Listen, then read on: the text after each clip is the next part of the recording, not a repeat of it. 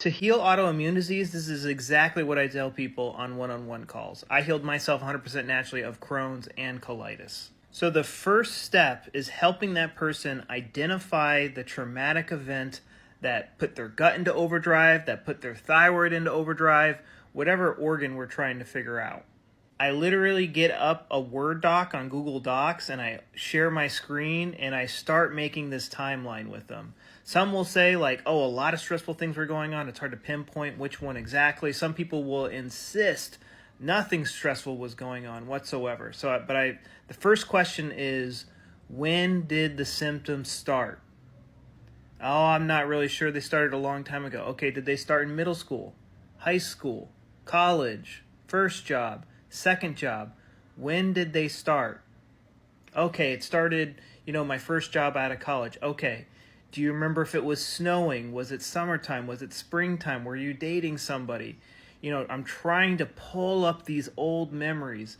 And soon after maybe 10, 20 minutes, it's, oh, so-and-so passed away. Oh, my boss was being a jerk. Oh, I had a really bad dentist appointment. Sometimes we're going through their Facebook or their Instagram together or their photo feed. There are, everything is documented nowadays. So it makes it really easy to figure out what was going on in somebody's life when their symptoms started. So that's the first thing. And we're not looking for, some people will just be like, oh, I was stressed out with this girlfriend. What was the shocking moment? That's good you were stressed out with your girlfriend. We identified that. But what was the shocking moment?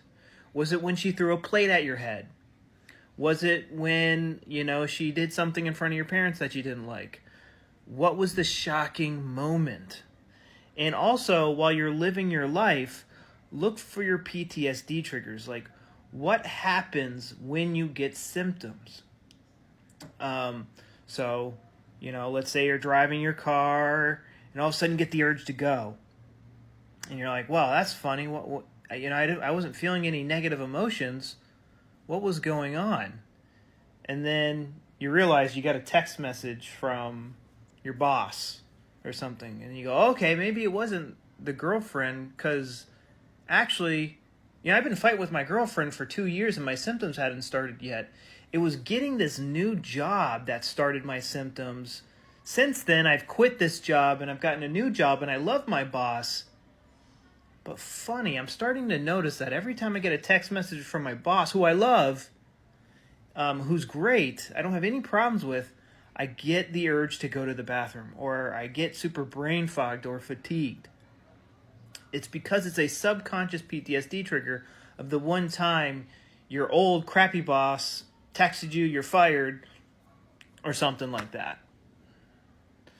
It's stupid, I agree, but that's how it is. I have a webinar that explains it in much more detail. I take people through the full process in my 13-day protocol. I explain to you how a traumatized brain works. It loves to forget information. It's stored in your subconscious.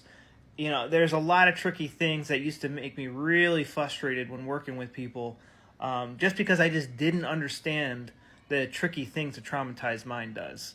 So, those are pretty much the basic steps, but you really have to sit down, get out a Word doc, or I suggest get out a Word doc, because a piece of paper is going to turn into a mess super fast, and just start writing this stuff down. Start getting these memories out, and before you know it, especially if you're investing so much time and energy, going into the farm and buying food and all this stuff, when you start investing that energy into figuring out the traumatic event and figuring out the PTSD triggers, you will eventually get it.